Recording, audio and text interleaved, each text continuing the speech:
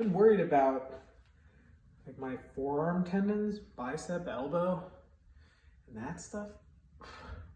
So I've been doing just easy bar curls, pronated like this, and getting a pump in the brachialis and squeezing and trying to get some wrist flexion and just whenever. And then also, once I get a nice pump in the forearm there, been going into tricep extensions like this.